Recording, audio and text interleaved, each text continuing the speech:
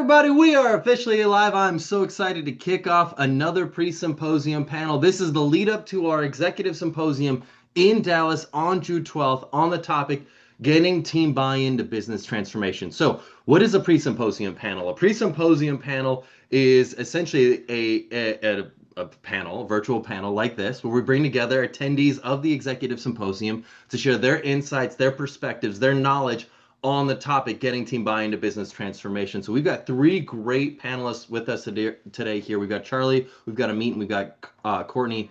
Charlie, do you mind introducing yourself? Absolutely. Charlie Shephard, I'm VP of Implementation and Services, and I lead ERP implementations. Very cool. Amit, how about you? Hey, thank you, Garrett, for the invitation.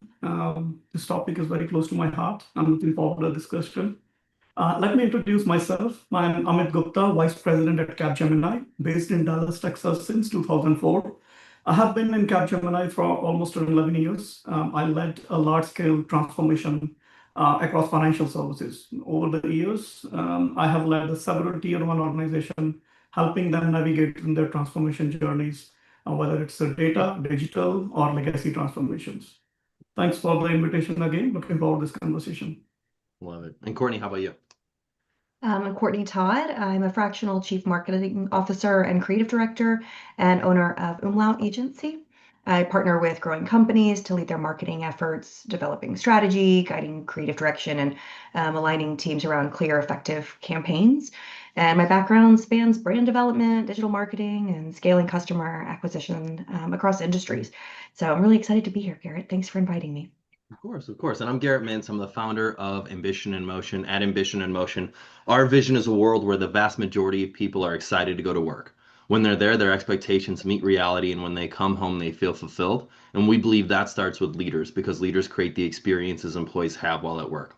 And so we create technologies and communities to empower leaders to be their best selves for their teams. And one of the ways that we build community is by hosting these executive symposiums to bring leaders together to discuss really critical topics that we're all facing. So this one, getting team buy-in into business transformation, seems to be the topic du jour. Everyone is going through some form of business transformation today, it feels like, whether it be a technology transformation, whether it be AI, whether it be an operational transformation, whether it be merger or acquisition. There's some form of transformation that we're all moving towards, because if we are not growing, we might be dying. And nobody wants to die that slow or quick death. And so ultimately, we need to be ahead of the curve. But we also recognize that change is hard. And also that sometimes change initiatives fail. And so I'd love to kick off with a little bit of story of failure. I mean, I know that sounds like a weird way to start a panel when you're talking about getting team buy-in to business transformation. But I think no one wants to read the Bill Gates How I Became a Billionaire by Trying Hard book. We want to know, where are the face plants getting to where we got to today? And so I would love to start with a story of failure. How do you go about communicating failure when it comes to a business transformation initiative? I guess maybe I'll start with the initial question is, have you ever had a transformation initiative that just unfortunately didn't work out the way you thought it would? Because I recognize any change, any transformation, any kind of new way of doing things is an experiment. There's always the possibility it fails, and that's okay if it does. How do you go about communicating that failure when it does happen and still keep the trust, so then when you do propose something new, the team's not going to be like, here's the person who cried wolf, like, I don't know, like they're going to try to get me to change again. So anyways, I love to start with a question. Have you ever had a failed change initiative occur, and how did you maintain trust and communicate that with the team when you discovered, unfortunately, this just isn't working out? I can start, Garrett. Well, the question you started with story of failure. Not a good sign, but again, okay, we'll take it. Yes, there are multiple story of failures, right? Actually, what I consider is the lessons learned, what not to do in the future programs. And that's exactly what these story of failures have taught us. I won't be able to name the client, so I have been part of one of the very large scale transformation journey. We were trying to combine data from multiple entities of an organization so that we can get a 360-degree view of a customer. 1.5 years into the program, only to realize there are very legal implications that will prevent these organizations to share the data within the same organization. So you have different entities, and within those entities, they operate their own. They cannot share the data with their parent organization. And we made certain progresses with certain entities, but then we failed in. So what happened is all of a sudden, so what happened all of a sudden is 1 year down the lane, we found out we cannot get the data, right? And then we need to communicate to the users for what we were working on. The thing that the work best for us is be open and honest. Why we were not able to achieve what we were targeted to do that. And if you do that, there will be less kind of a disappointment versus if you will simply, put some kind of a wrapper around it and talk something different. So be open, be honest, communicate that and communicate early. As soon as you find out, get your communication out. Don't try to hold back till everything is done and you said there is no going back, right? So that's the approach that have worked best for me and for my organizations. Who wants to go next? Yeah, I think the idea here is that buy-in isn't a moment, that it's a process. And bringing the entire team and together, not just the leadership team from the beginning, is the best thing you can do to have that buy-in for change. I've been through something very similar where we were rebranding, remessaging, we presented it all to the team, and they were like, we didn't even know this was coming. It was very much, the leadership's so excited to have this surprise for customer service and marketing and sales, and they're like completely blindsided. And, they didn't have any warning, no context, no voice during the process. And they thought it was cool, right? But they didn't feel as part of the experience. And so the adoption was really lagging. And so we had to roll it back and bring them in and get feedback immediately and pause the external rollout until all of the internal teams were aligned. So starting at the beginning and coming from everybody up instead of top down is the best way to get alignment with any sort of transformation. Yeah, and so I'm sitting here thinking, and I figure I'd give a scenario where things didn't go well, and they continued not to go well because the organization didn't do kind of what Amit kind of talked about, right? Own it and communicate early, right? So organization really had this grand plan to have a transformation. It had a fancy name for it all, moving through the process, but the buy-in really wasn't there. And so because the buy-in wasn't there, and the leadership wasn't aligned, it stumbled. And even as things went south, if you will, there still wasn't an admission of, hey, the problem isn't this, our initiative. The problem is actually getting the buy-in from the organization, right? And so that's another aspect of it all, right? So it can't just be, you're not going to always get it right. You have to be upfront about it. And then communication is key there, I think, right? Man, these are such good, juicy topics. This is such an easy, I love it. This is great. There's so many things I love to dive into on all this. So, I'm going to start with you first, but Courtney and Charlie, I'm going to come back to you because this is great. So, great example, combining data, legal implications, complicating things, but you didn't realize until a year later that it couldn't happen. And I would assume that in your scenario or in the scenario that you're describing, there was probably this situation of a very charismatic, very excited executive who was like, data, baby, data. We got all of it. Let's bring it all together. Come on now. And I would imagine that there was some person in legal or in those individual departments that were like, I get why you're doing it, but legally we can't even do it. If we do this, we're breaking these privacy laws that just cannot be broken. So it can't happen. And they probably could have squelched it from the very beginning. But I would imagine that you've got this charismatic executive who's like, oh, you're being a Debbie Downer. Why are you bringing it down on everybody? What are you thinking? And so sometimes you even see like executives and companies like letting those people go ultimately to realize like, oh my gosh, like they were right. Gosh darn it, like what the heck? But yeah, I guess the first question I have is in a scenario when you've got a really charismatic executive, someone who really wants to see something through, and there is a very clear wall that is stopping it, like a literal legal wall that is stopping the data from being shared. How do you go about, I would imagine you could have probably solved this within like a month to 3 months, from the legal side of things. But the fact that it took a year shows that there was a lot of persistence on this one executive's mind. And maybe this was like their crowning achievement. This was like their what I don't know. This was their crowning thing that this was their Plymouth Rock. They were carving it in stone. This is me, baby, and this is my impact on the organization. I'm going come hell or high water pushing this through.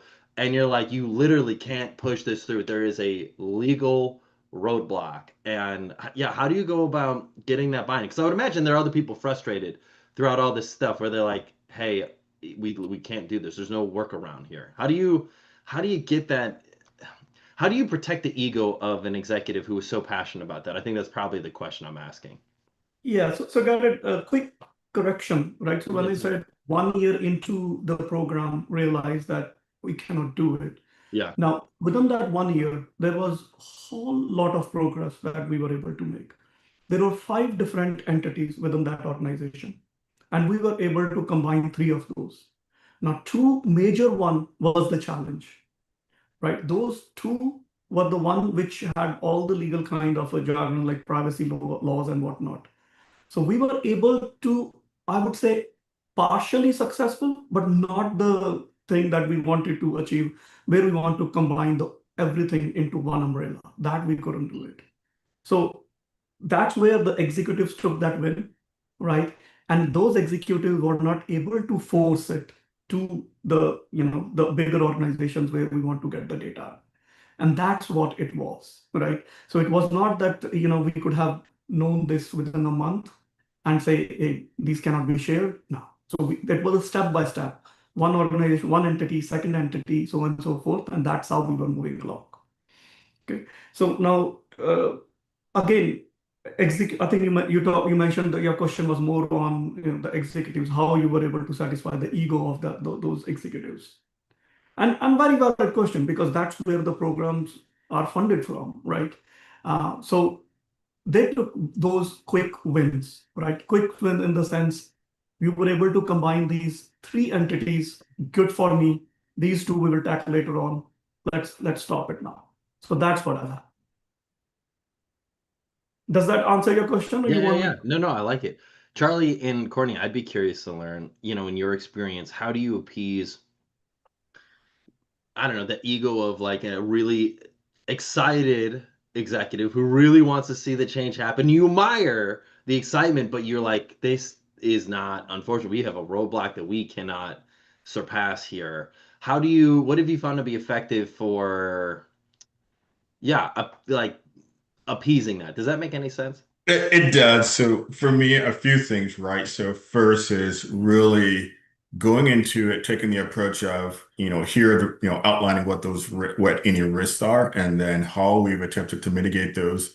And I think the way you really get to the root of where that ego is coming from is so elicit advice from them, right? How would we handle this differently, or how could we make adjustments for this initiative, right? And so that's the key, and lots of patience, I think, right? To work through that, because they're looking at it from their perspective, and there's probably some deep-seated reasons for it, and really just how do you get to understand what the real reason is, right? How do you be the doctor, if you will, to not treat the symptom of their ego, but understand where it's really coming from. Yeah, and as somebody who comes in to an organization from the external, right? I'm usually, some sort of consultant. I may not even know all of the people that need the buy-in when I'm starting. So I really am driven by that one person that's like, this is what we need to do, and this is what we have to do. But when I think about working with them, I think about the same thing I ask from my team is solutions. right? So it's always about, hey, this isn't going to work, but what if we XYZ? And that's why we're there, right? Is to figure it out. And if it's just a complete, like, this cannot happen, which I've never come across that in my entire career, right? There's always some way to make it happen. It may just not be in the exact way that they envisioned it. And so helping, whether it's helping them think it was their idea, or helping it think it was, kind of coming from a larger team, like it is all about like slow turns as opposed to a big stop sign. No, I like that. And that actually leads right into your example, which is really interesting. Um, you talked about buying as a process, not a moment. Yeah. And you shared that, the team should never be surprised. And so the example you just gave was like, uh, you have an executive brings you in, is like, we need this. We need this. We definitely need this. This is something we badly need. I've been pounding the table and shouting from the rooftops. And then what you end up realizing is they haven't really been shouting. They're like, hey, we might need to make a change here. Yeah. And you can barely hear it. And so when you come in, they're like, whoa, whoa, whoa, who's this Courtney? Rebrand. What are we doing here? Like, no one said a word about this. No, and the executive's like sheepishly like, I don't know, somebody paid her, and I guess she's here now. It's like, no, you paid me, and I'm here now. I was brought in to bring this change. You told me that like you were so rambunctious about how badly you needed this, and now you're like, was it me? Who stumbled this person in here? How did you get a badge? I'm being teasing it over the top, but the point is that yeah, change shouldn't be a surprise. How do you, if you're in a scenario like the one you described, Courtney, how do you go about building back that trust and just kind of like starting from the ground floor and like working everybody along, especially people who are like, where did this come from? This is news to me. Yeah, it's a hard balance because you want, you are beholden to the person who, hired you, right? And is giving you the direction. But it's also about really doing, people management and convincing them, hey, I need the type of internal research to make this happen. And so how can we create, either one-on-ones as opposed to big all hands for ideas? Because that's one way, if you're interested in all hands, we're like, hey, who has an idea about this or who has messaging? Like nobody's going to speak up. Or you're just going to get one squeaky wheel, right? And so being able to start like building it into my process of if say we're doing a rebrand, for example, saying, oh, I know I actually have to talk to customer service. I have to talk to sales. I have to talk to the marketing team. We need to talk to HR, right? Because something as big of as a rebrand, you have to get buy-in from all areas. It's like I can't just come in top down, right? I can't just come in and say, oh, I think this is what the messaging should be. It's the people on the inside that know it the best. And that's kind of how I lead in, and we get buy-in from them. They're part of the idea. It's in their words, right? Sales isn't just handed a pitch deck, they're helping me form it. Same with customer service, they're not just, reading scripts, they're helping write them. And so saying, it's part of the need helps to get them to buy in, and everybody comes together and it becomes a big team effort and not just a presentation. Being like, hey, this is what we're doing now. Have fun. Good luck, So I'm going to play So, devil's advocate here. yeah. I don't know if you're ready to play devil's advocate. If you are, then great. If not, I can jump in on devil's advocate. now, it's not devil's advocate, but I just want to build on what Courtney just mentioned, right? So one thing that comes to my mind is that buy-in is built, not bought. Okay, you cannot bought the buy-ins, and it's very, very important, right? So buy-in isn't about sending a memo or giving a presentation, as Courtney was saying, right? It is built through the process, having a conversation, clarity of that process, and then listening more. Okay, listening to your audience, listening to who will be able to build it or who should be part of this particular transformation. And that's what it is. So one of the programs that I was part of, for first 6 weeks, we simply listened. We simply listened to the audience who were involved. There was no slides, no presentation, no roadmap of any kind. We simply listened. Why we listened? Two things. One, we wanted to learn their language because you have to speak in their language when you are trying to buy in. Okay, very, very critical. So that's what it is. It is basically listening to them, understanding them, why what we are trying to do is important to them, not important to you because you are getting paid. Nobody will listen to that. It was not devil's advocate, but again, I just wanted to build what she said. Great point. No, I completely agree because I think starting with the why, right? Starting with the context instead of making it a mandate. No, that is what, people buy into. The why, not the what, right? The meaning behind what we're doing. And that is really what starts that change. Even if you can't get like complete one-on-one buy-in from every single team member, which you typically won't, but knowing that you have explained, hey, this is what we're doing, this is why we're doing, this is how we're making it safe for you to adapt, right? And then saying, and these are the steps that we're going to take to get there, and we're going to get feedback from these people, right? Really explaining that roadmap after you've done the listening, is really just, it's over communicating the vision, I think, is what you really want to do in order to get that buy-in from people. And then you also might have people that just never buy in, and that is probably a whole nother conversation, right? You often have outliers, which are just not going to buy in no matter how well you set everybody up to adapt and succeed. So here's my devil's advocate take on this. I think Amit kind of solves it with the listening exercise to begin with. But if our only focus is like, well, what do you think about this? Or what do you think our branding should be? Or how do you think about it? You could eventually get to this democratic stage where everyone's got an opinion about everything. And your final report is to them is like, here's 50 ways that we could rebrand the organization. Good luck. Have some fun. And it's like, no, we need to like funnel it down, get some like whittle this down to one core thing that we can all more or less agree on. And I think the listening exercise Amit is describing can be really helpful with that because you're now listening and you're kind of distilling all the problems down, and sometimes having that outside third party to like whittle it down and be like, cool, like the way you're using this phrase or this term is how this department uses this phrase and this term. It's slightly different, but ultimately you're trying to achieve this one main goal. And this is how we could kind of synthesize this all into one place together versus like having 6 in this department and 6 in this department, 12 total. It's just convoluted because my devil's advocate hat on my side is like, cool, yes, we want to hear from everybody, but not everybody's vote is an equal vote. And like, I don't know, you can't have a million directions that everyone's going if that makes sense. Yeah. If I may, I'll jump in on that, Garrett. So because you're absolutely right. So I think the key is the mandate, if you will, has to come from the top. And really, the way I look at it is the goal is when I'm looking for input, I'm looking for gaps, right? What am I missing so when I want my team to help with this, I want the organization to help me understand what am I missing from this initiative that's going to prevent us from being successful.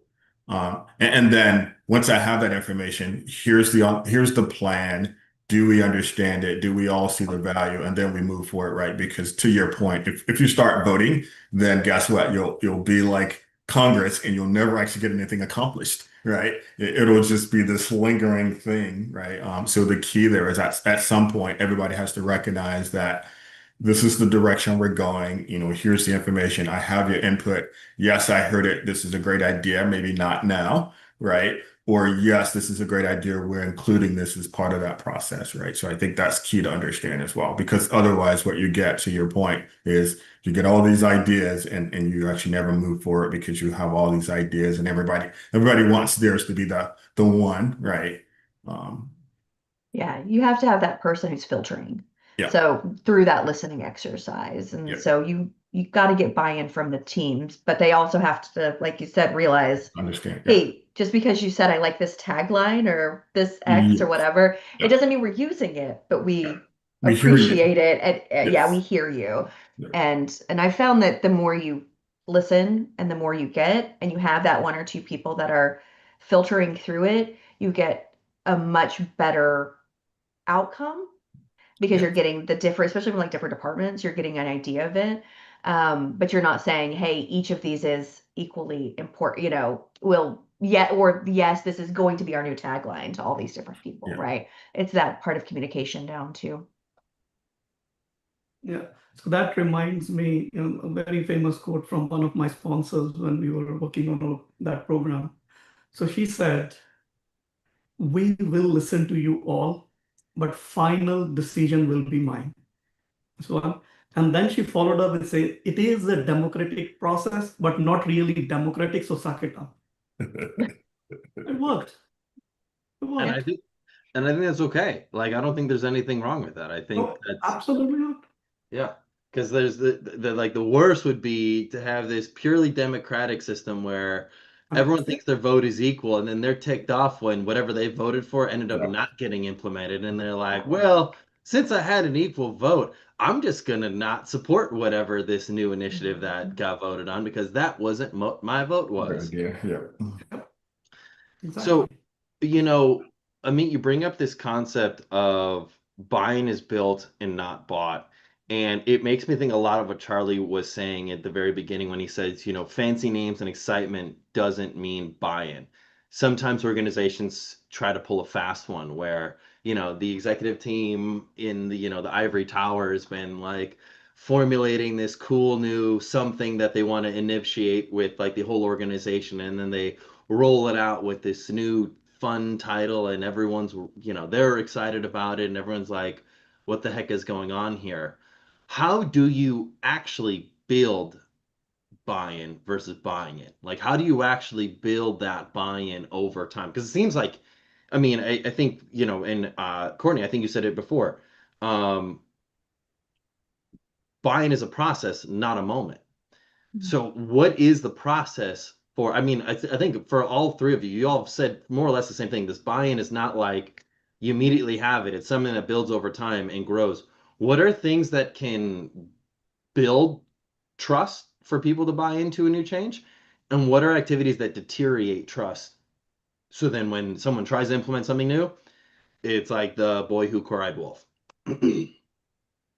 So I'll do the what doesn't work, right? So if you've had initiatives in the past that just didn't work and you didn't communicate why they didn't work, right? Or you didn't take those actions, those will really start to, diminish your currency, if you will, with the organization, right? Where they won't. So if you haven't had success and haven't had lessons learned from those failures, right? Then because if you haven't taken advantage of, hey, this is what we learned from this last initiative or this last thing, then they are truly failures. And so that becomes the case, right? So you won't get buy-in if that's your culture, if that's kind of how things have worked in the past. It really kind of goes back to, can the organization see an initiative and a plan around actions on what things will get done, and are you communicating those things, right? And are you communicating those failures and saying, this is what we learned from those, right?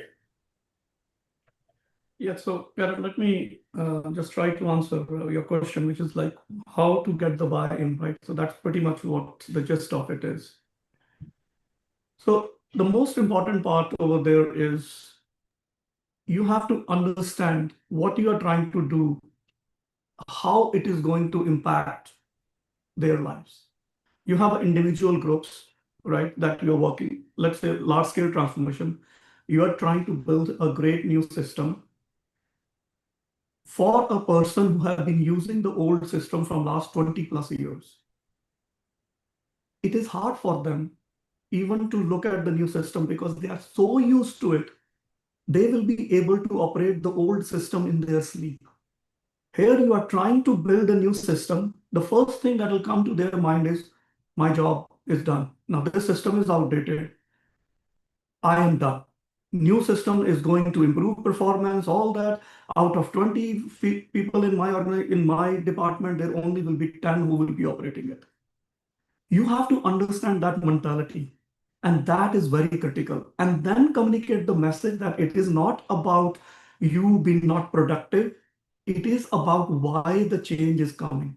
The change is coming because technology is outdated. We are not able to make changes.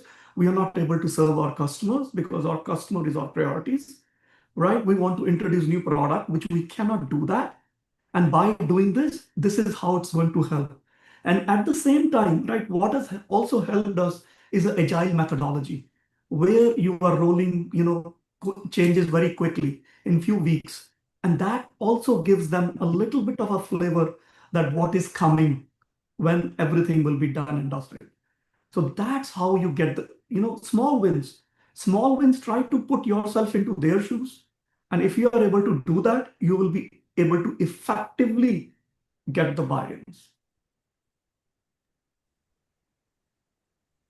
Courtney, anything to add on to that? I was going to say, he took the words right out of my mouth, like quick wins, right? It's not a massive rollout. It's make it as incremental as possible so you can phase it out and people can see things happening and not just be in this kind of anxiety ridden, wait, when is it coming? What's happening in 6 months? Why is this? And so you're able to have a quick win, put in a feedback loop so you can get feedback on each, say you're rolling out a new platform, like Amit said, and you're rolling out bit by bit, you're getting feedback from how it's working. You also, I think something that we haven't discussed that's really important is identifying internal influencers. So being able to say, here are the people that are going to be like, they're the leaders, whether it's in their title or not. Yeah, the champions, exactly. And having those people on your side, and that they're always your cheerleaders out in the field with the team, and they're the ones that are helping with trainings or, just there's good ways to build goodwill. And it's a lot of it is getting those internal champions.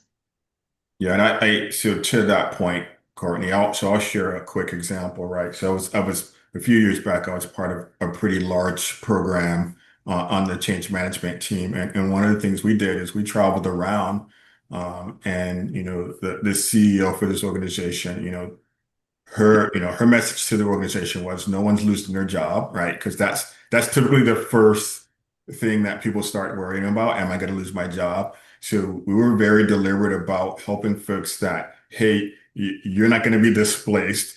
Your job will change. Here's what it's going to potentially look like. And so we had lots of conversations. And as we roll things out, we were actually doing short demonstrations, right? Over time, we're finding those champions, which was huge, right? Because what we found in doing that, the first visit, we'd meet with those champions. The next visit, we had people going, hey, you're on that team. Can we talk to you? Right. And so just having those kind of things really, what we're able to do is really take that excitement and expand on it just by having those champions in place, right? So I think that's key as well.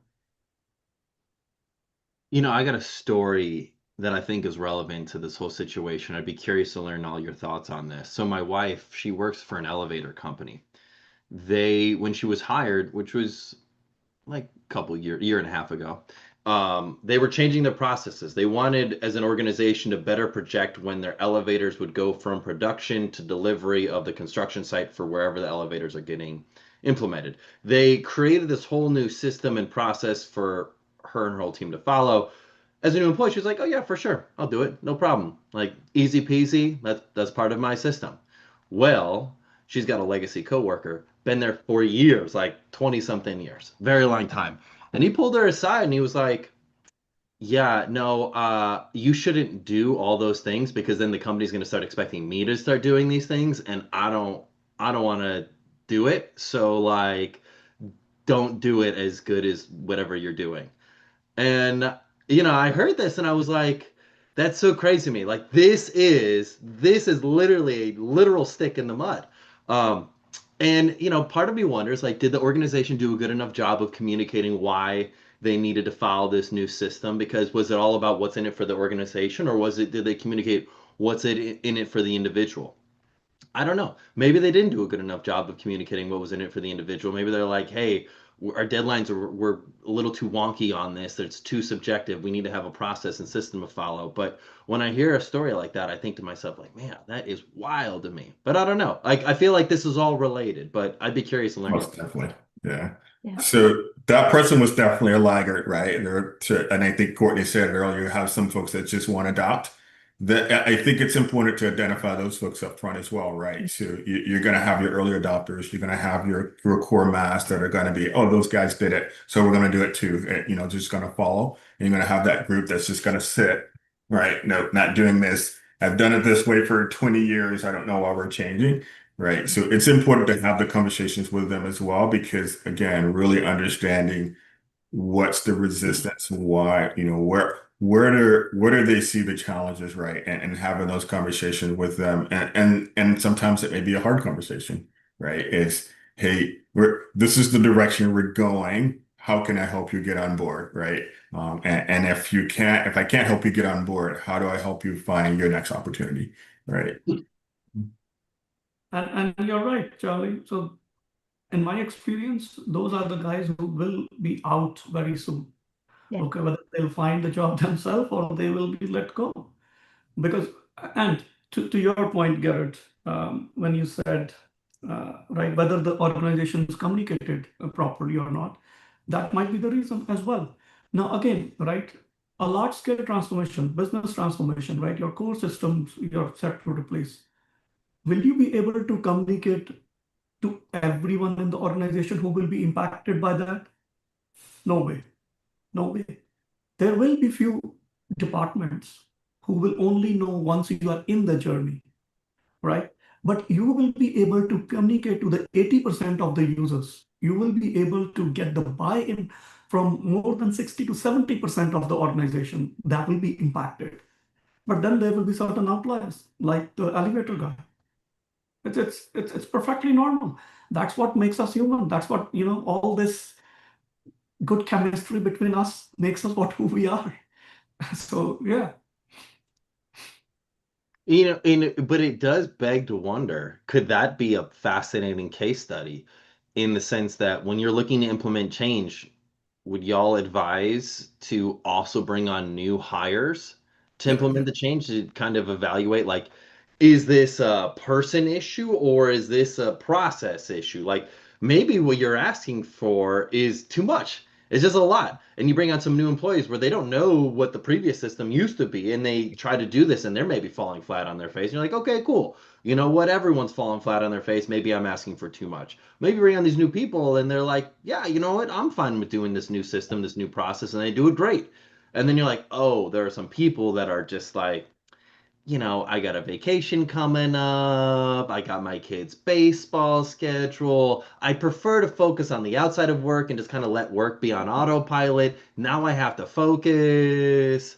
Like, because by the way, I like to give benefit of the doubt. I like to think people aren't intentionally laggards or intentional sticks in the mud. I like to think that they just have other things going on in their life that they've decided is more important. They're like, you know what? My kid's baseball season, I want to be his coach. I want to go to practices. Like, if I have to think about work and have to think about all the things, that decreases my outside of work time, whatever that may be. I don't know. I like to give benefit of the doubt there.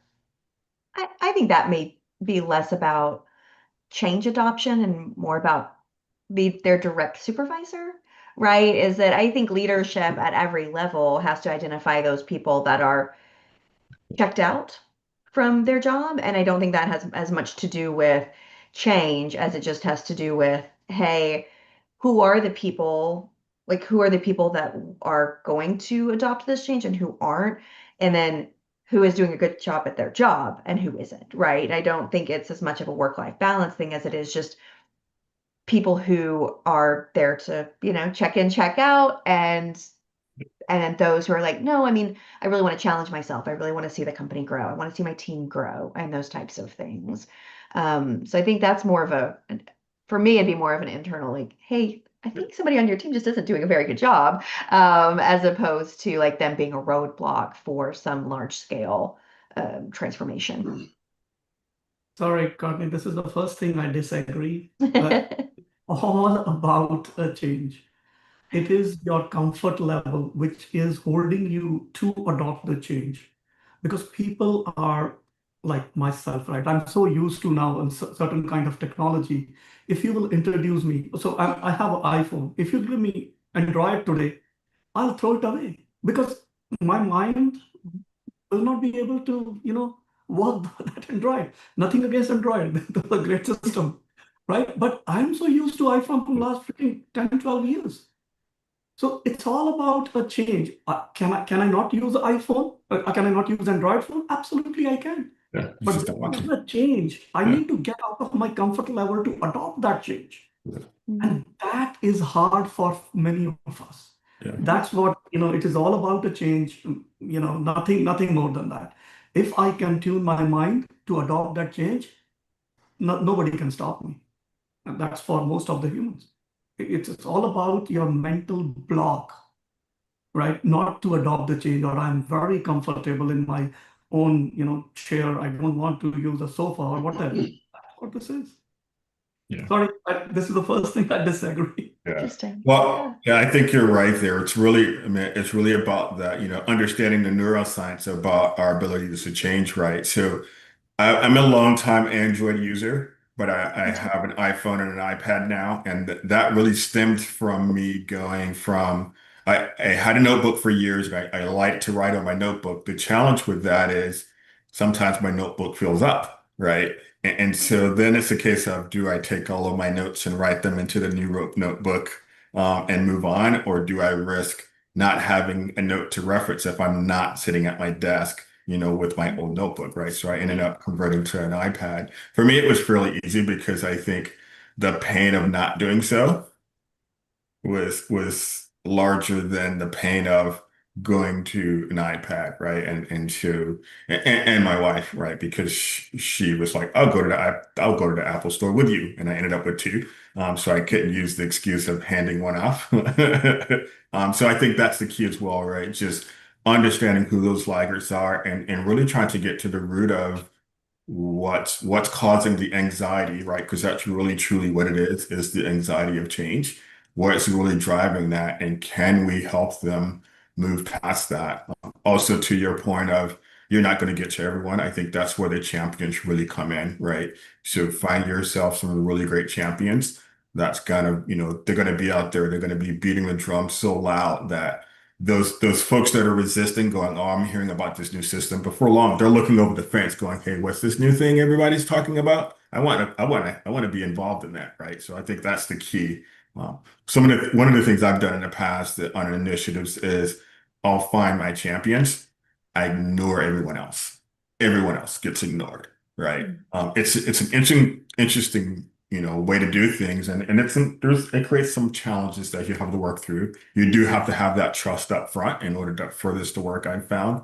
But after a while, you start to get more and more folks going, hey, I hear you guys are doing this, or your champions are saying, people are starting to ask questions. They're starting to hear about this thing we're doing. People want to know more, right? And so you really create that curiosity around things. So I found that to be effective as well. Amazing.